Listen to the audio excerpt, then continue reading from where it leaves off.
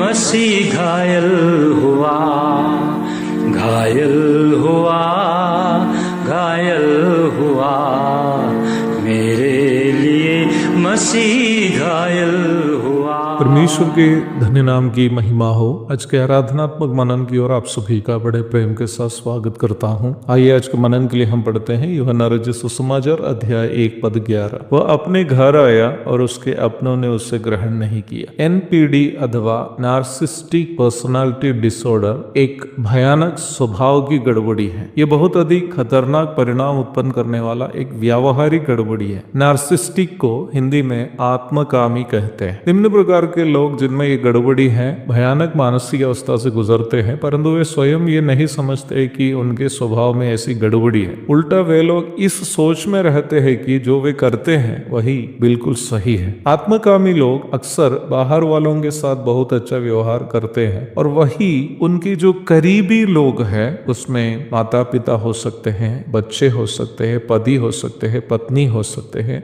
उनके साथ बहुत ही क्रूर स्वभाव से व्यवहार करते हैं। मनोचिकित्सकों के अनुसार एनपीडी से परेशान लोगों का ना इलाज कर पाएंगे ना ही उन्हें समझाकर सुधार पाएंगे। मनोचिकित्सकों के अनुसार नार्सिस्टिक लोग अथवा आत्मकामी लोग महत्वपूर्ण 3 स्वभाव की गड़बड़ी के हैं। और भी कई है लेकिन महत्वपूर्ण 3 गड़बड़ी उनके स्वभाव में है। पहला है वे सेल्फ इम्पोर्टेंस अथवा आत्म महत्व के लोग हैं। दूसरा है लैक ऑफ एम्पैथी अथवा सहानुभूति राहित्य। तीसरा है मैनिपुलेशन अथवा हेराफेरी। नार्सिसिस्ट अथवा आत्मकामी लोग हमेशा खुद को महत्व देते हैं। ये लोग स्वयं से ज्यादा दूसरे किसी को भी महत्वपूर्ण नहीं समझते हैं। अन्य किसी से भी इनका संबंध यदि हो तो वो संबंध तब तक ही वैल्यू रखते हैं जब तक उनको अगले से कोई फायदा है। आत्मकामी लोग दूसरों को अपने समान लोग नहीं समझते बल्कि दूसरों को वे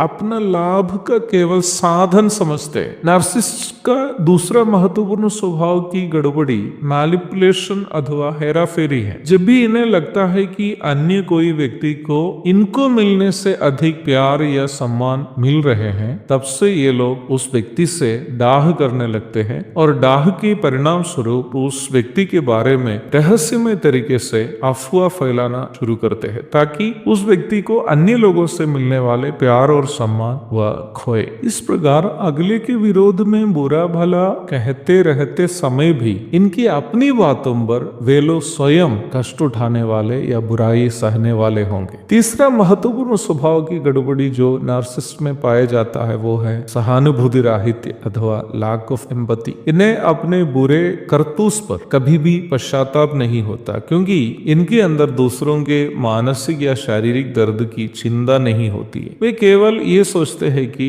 उनकी ओर से कभी कोई गलती नहीं हुई है, ना हो सकती है। अगले के जीवन में जो भी कष्ट आया वो केवल और केवल अगले की गलती के कारण ही है। इस सोच के कारण इनके कारतूस से दुख उठाने वालों से उनके अंदर कभी भी सहानुभूति का एहसास नहीं होता है। सहानुभूति राहित्य के कारण ये लोग तब तक अपना हेराफेरी जारी रखेगा जब तक अगला पूर्ण रूप में बर्बाद नहीं होता। कई सालों से कुछ आत्मकामी लोगों से जो मेरे अपने करीबी है अति भयानक मानसिक दर्द से गुजरने वाला एक व्यक्ति के रूप में वचन से मुझे मिली हुई ये जानकारी कि हमारे प्रभु यीशु मसीह भी मुझसे अधिक या मुझे सुनने वाले किसी भी व्यक्ति से अधिक आत्मकामी लोगों से सताया गया, ये बात मुझे बहुत अधिक तसली प्रदान किया। तसली के कारण ये था कि जो मैं सह रहा हूँ प्रभु के दुखों में मेरी सहभागिता है। यहूदी जो प्रभु के अपने लोग थे प्रभु से बीमारी से चंगाई, भूखे को भोजन और यहाँ तक मरे हुओं लोगों को जीवन इत्यादि सभी प्रकार के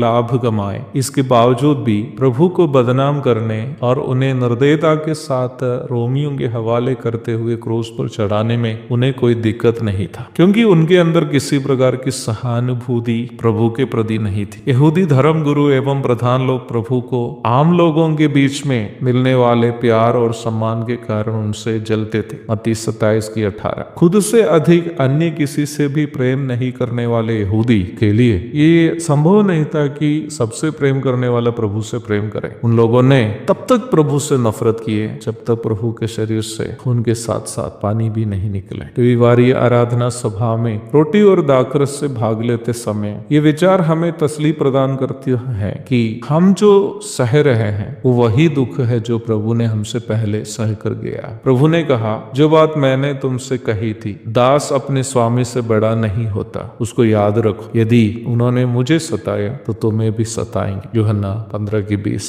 प्यारो, प्रभु भोज में भाग लेना केवल प्रभु के कष्टों की याद करके उन्हें धन्यवाद चुकाना ही नहीं है, बल्कि उनके कष्टों में हमारी सहभागिता को याद करके तसल्ली पाना भी है। आज सुबह मुझे सुनने वालों में कोई ऐसा भाई बहन आत्मकामी लोगों के हाथ में कष्ट सहते रह रहे हो तो याद रखें, प्रभु ने हमसे पहले कष्ट सह के गया। इन सारे कष्टों को सहकर क्रूस पर मृत्यु सही और मृत्यु पर जीत हासिल करते हुए उन्होंने तीसरा दिन जी उठा है। एक दिन प्रभु आएंगे, उनके साथ हम भी चले जाएंगे, हमारे सारे कष्ट समाप्त हो जाएंगे। एक और शुभ दिन की धन्य कामनाओं के साथ आज का मनन में यहाँ समाप्त करता हूँ। प्रभु आप सबको आशीष दे। आमीन। ना पाप किया था न छल मुंह से निकला, चुपचाप वो सब सह लिया।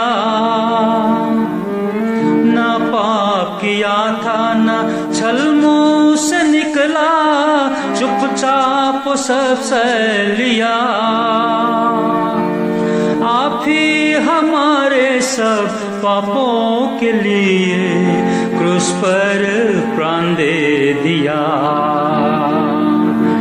आप ही हमारे सब पापों के लिए क्रूस पर प्राण दे दिया। घायल हुआ, घायल हुआ, मेरे लिए मसीह घायल हुआ, घायल हुआ,